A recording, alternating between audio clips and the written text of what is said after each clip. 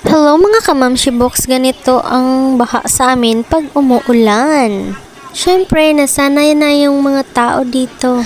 Kita nyo naman, kahit ganitong sitwasyon, masaya pa rin sila. Nagpapatunay lang na kahit anong mangyari, dapat maging masaya lagi.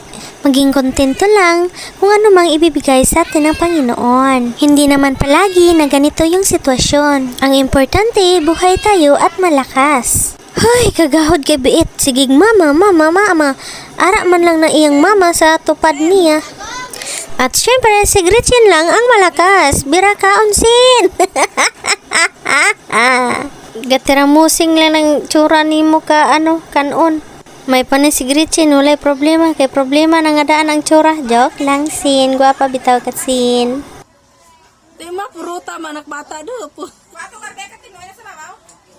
Ikaw naman limpyo ra karon para bili ko. Pre, nim sipot ka bata sa kuon mo. Muna lang ang oras ko na nay ko magana. Ano video ka sila. Wow. Ano nakaon mo wai? Aba, manamit ay wailing nakaon.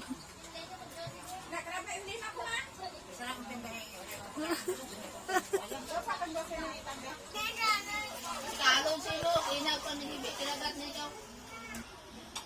Diyan pa ko mga neste.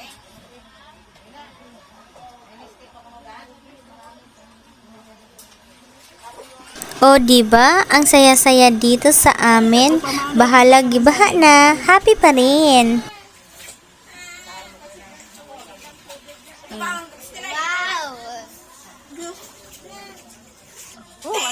Wai na rin. Aram tay mo ka na. Wai dan. Liwata anay.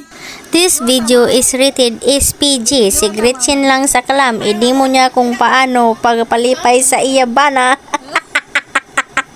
Hoy, bawal sa mga bata. Only for matanda.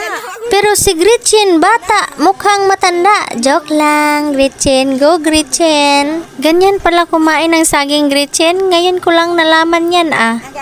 Charot-charot, jud ka, Gretchen. Ay, pag makita to ni mama mong video, faktay tayong dalawa dyan.